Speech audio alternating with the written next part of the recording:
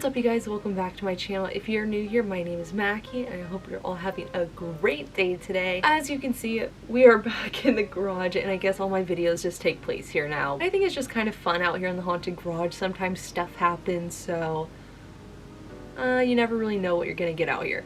But anyway, sorry if I look terrible and sound terrible. I got sick, unfortunately. Oh my gosh. So if I sound weird, that's why.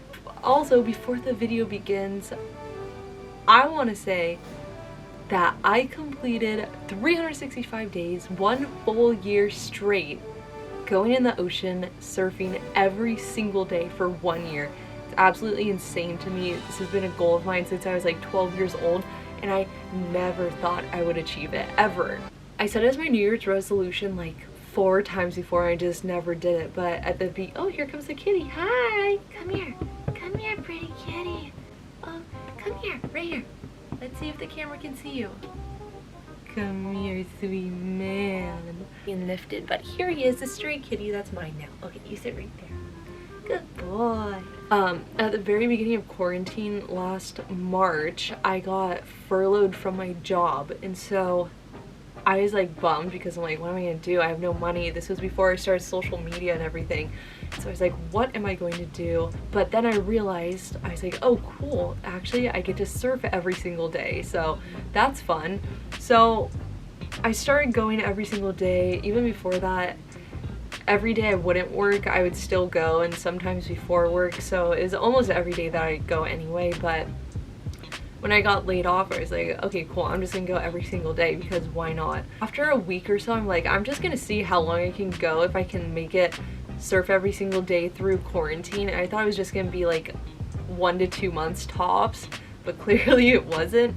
So after 2 months, I was like, all right, I'm just gonna keep going. Before I knew it, and I didn't have a 1 year goal in mind at all, but before I knew it, I realized I had gone every single day for 8 months straight. And so at that point, I was like, maybe I should shoot for a year. But still, I didn't have this like fixed goal until probably a week before 1 year. Just because I go in the water because I enjoy it, it relaxes me, it gets rid of my anxiety, it heals me. If I feel sick, I go in the water, I feel way better when I come out. So yeah, and then eventually on the 11th, it was 1 year. So I posted a video on TikTok just saying like, I can't believe this happened, blah blah blah, and everyone was like, oh my gosh, are you gonna keep going and just see how long you can go? And I'm like, yeah, I am gonna do that. So everyone asked if I could start doing daily updates of when I go in the water, so now that's a new series on my TikTok, just seeing how long I can actually keep this streak going. So right now it's like the 368th day. So yeah, if you want to see me go in the ocean every day, then head over to my TikTok. It's just Mackie Albertson, and we'll see how long it goes. I'm not shooting for 2 years. I'm just going until I don't anymore. So yeah, that is clearly not the reason for this video. So like I said in the beginning, I've been sick the past couple days and I had a little bit of a fever. You know, like when you have a fever, you get those just terrible dreams where you're like delirious and you're like overwhelmed, and just a terrible fever dream. So I had one of those, and this fever dream was from an experience I actually had when I was like 14, and it was like one of the scariest experiences ever. And I just basically relived this experience in the dream. So, and I completely forgot about it until now. So I just want to make this video and tell you guys about it because this was the first really scary experience I had with anything demonic. Before this point, I didn't really know that demons were actually around. I knew there was one in my house, I just didn't know the word for it. So this was my first real experience with one of those negative energies. So I'm gonna be telling you guys about it. So let's just get straight into it. It was my freshman year, and I grew up in a family that was like semi-Christian. Like we went to church on Sundays. Like my parents had me and my brother go to the youth group, and yeah, so we were like semi-religious, but more on like a spiritual level where everyone in my family like had their own beliefs of that type of stuff. I don't really like go into detail on it because I just don't bring that onto my channel. But yeah, so we grew up going to a Christian church, and then once I got to high school, my brother's 2 years older than me, so he was in the high school youth group, and my parents wanted me to meet people before going into high school, so they basically forced me to go to this youth group. And this was when I had just graduated 8th grade. They offered the high school youth group to 8th graders going into freshman year. So this was the summer of 8th grade going into freshman year. So every summer, this youth group would go up to a Christian camp up in like central California, up in the mountains. And so my brother had gone for 2 years. He said it was super cool. It's like at a lake. I just didn't want to go though, because I just don't like going to overnight camps and stuff like that, but my parents forced me to go. Okay, so my parents forced me to go up to this summer camp. It's a week long, and two of my best friends I convinced to go with me. So we go up there. I'm just not having fun. I don't like going to things like that, so I was just like homesick from the get-go, not wanting to be there. I've always been an empath, so I'm always pick up on things, and at this point in my life, I think I was actually 13. Yeah, I started high school at 13, so I was 13 years old. And I didn't know that I was picking up on this kind of stuff, but I remember feeling extremely homesick, scared at night, just not having a good time. And my brother's there. Obviously the girls and the boys are in separate dorms and cabins and stuff like that. A couple nights goes by, and word starts going around the camp through our church that something is happening in the boys' cabins. Something bad, something that has to do with a demon. And when I heard that, I was terrified, calling my mom, like, please come get me, please. And from the beginning, like I said, I felt scared at night and just not having it. So when I heard that, it kind of pushed me over the edge. And they're all like, all the boys are super vague. They wouldn't tell us. They were like acting like they were so scared, but apparently they were scared. All we knew was there's something evil going on in the boys' cabin, and they were trying to get rid of it. So at this point, we're about halfway through our week there, and it's one night, we're all sitting in our cabin with our leader and everything. We just start discussing how things like that will try to go to these camps because there's a lot of spirituality going on, and try to mess things up apparently. And I'm just counting the days until I get to go home. So of course this was late at night, we were all talking about this. I'm terrified. I take forever to fall asleep, so I knew I was gonna be the last one awake. Eventually we turn off the lights. I'm laying there. I'm not saying I'm scared because I don't want to be the scared one. The lights were probably off for 1 minute after talking about this stuff. I close my eyes, and all of a sudden I hear one of the girls let out this blood-curdling scream. It's a super loud, terrified scream going straight into sobbing, crying, just screaming. And I remember her saying, turn the light on, turn the light on, turn the light on. And so someone ran over to the light, turned it on. She's completely sobbing, crying with her sleeping bag pulled up over her head. And I'm just thinking like, what the hell is going on? And we're all yelling, saying, what happened, what happened, what happened, what's wrong, what's wrong? And so it still gives me like the heebie-jeebies thinking about this. But she's basically laying in her sleeping bag on her bunk. She was on the top bunk above another girl. And the way these top bunks were, it was literally only about that much space from like her face laying down up to the ceiling. So she said she's laying there. She closes her eyes for a second. She opens them back up. And when she opened them back up, I thought I just saw something. There was this ugly, evil, demonic face this close, hovering above her face. So she opened her eyes, she sees this face, she screams, and then it does a motion like that with these lights following it, and just disappeared. And so we turn on, the cat just walked by.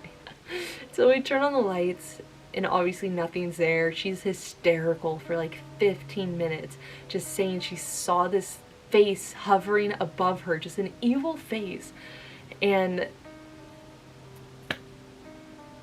I just was so terrified of this.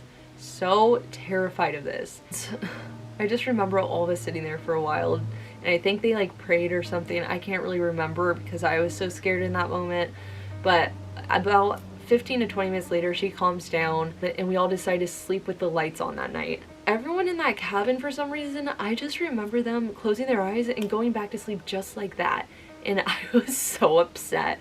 I was like, this would happen to me. I would be the last one awake. About an hour passes. I'm still laying there just wide awake, so scared. I don't know if you guys have ever been so scared that your body just won't even let you close its eyes and you're all hot and just miserable. And so that's going on for about an hour until I'm like on the verge of tears. So I like go over to our leader and I'm just like, I just can't fall asleep. I just feel so terrified of this entire situation. And the leader literally sat up with me for like 3 hours just trying to help me like fall asleep, and I ended up sleeping like right next to her because I just felt such a negative energy in there. And it like makes sense to me now that I like understand what happens with me, so it makes sense that the other girls were able to fall right to sleep while I was still feeling this residual energy in the cabin and everything. And so eventually I fell asleep. We have to wake up super early again, and at that point I remember our specific church, there's a bunch of churches that like would take their groups up there and stuff. Our specific church called a meeting to meet in the chapel, just only our church, missing all the camp activities because everyone had to discuss what had been going on with our church in particular in the cabins and everything, revolving this negative energy. So that's when you knew shit was getting real. So we went to the chapel for this meeting, and our youth pastor starts talking about how we can't let this thing win, we can't let it like ruin our trip, like you have to pray, like all this stuff, blah blah blah. And so it was just like super heavy that this even happened. But eventually we found out what had been happening in the guys' rooms, and it's literally terrifying. So apparently they'd be trying to go to sleep in this, I thought I just heard something, but apparently they'd see like a black mass start pulling their sleeping bags. And so they saw that, and then I don't know if it was campers or one of the leaders was outside at night walking back to the cabin, and they saw this just super tall, big built, just black shadow man figure with big red eyes just walk into one of the cabins, straight through it. And so they saw that with their own eyes. Well, we just had the meeting about how we can try and get rid of it and not to let it affect us and all this stuff, but it was one of the most stressful weeks of my entire life. It was terrible. I'll just put it that way, it was terrible. So that is the first real experience I had with something of that magnitude and something so terrifying. But an even crazier thing happened within this exact same church. So at this point, I think it was my the end of my freshman year. We were still in school, but at this point I had been going to the youth group at that church and my friends were going there too. So on Sunday nights, so we'd go to our youth group on Thursday nights, and then Sunday nights they had like the main church for adults and everything, and they had the morning service and the nighttime service. And all my friends would go to the nighttime service and just kind of hang out and stuff. Well, it was adults and the kids and everything. Oh my gosh, I just remember. Okay, so there was this guy at the church that everyone knew. He lived out of his car. I think he was pretty new in sobriety and going to church for it, trying to like stay sober and stuff. So he lived out his car and everyone knew him. Like everyone was super nice to him. He seemed like a really cool guy, just kind of like weary at first, but he had been going to the church for about 1 or 2 months. And this one night after the church service, he was like acting so weird. He was like twitching, looking left and right, talking to himself, and he was just acting strange. It's kind of like freaking people out. He ended up disappearing. So after the service, no one remembers like seeing him. One of my best guy friends was there, and we were all gonna go out to get food or something after, and he's like, okay, I just need to run to the restroom real quick, I'll be right back, and we'll go. So at this point, it's me and like 2 other of my friends in the lobby of the church. Everyone else is gone, and we're just waiting for my friend to come back out from the bathroom so we can leave. I just remember him being in that bathroom for like 15 minutes, and at that point I'm like, is he okay? Like, why is he taking so long? And my other friend I was there with was a guy, so I'm like, can you like go check on him or something? So he goes in, and right as he goes in, the guy who lived in his car came walking out. And so we didn't think it was weird at all. We're like, okay, like sure, the guy just walked out of the bathroom. But my friend walks in, the guy walks out. About 30 seconds later, both my friends come walking out. And I was like, geez, like what took you so long in there? Like, you good? And he's like, no, like I'm not okay. I'm like, well, what happened? And I thought he was like sick or something. I'm like, what happened? He's like, I'll tell you in the car. And I was like, okay. And so we all go out to the car. The whole way I'm asking him, the whole walk to the car, I'm asking him like, what happened? What happened? He's like, I'll tell you in the car. So we get in the car, we start driving. He starts freaking out, and we're like, what happened? What happened? And he's like trying to compose himself, and he's not telling us. We're like, what happened? And I've never seen him so scared, but he starts telling us. He's like shaking and trembling on his words when he's telling us what happened in the bathroom. So he went into the stall to use the restroom. He starts going, like doing his business, whatever, and he starts hearing someone mumbling in the stall next to him.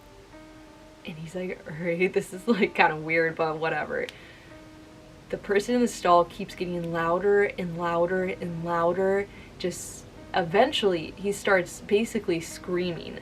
And when he started screaming, my friend said that his voice went from a normal voice to a deep, dark, raspy, evil voice that he doesn't even know how someone would produce.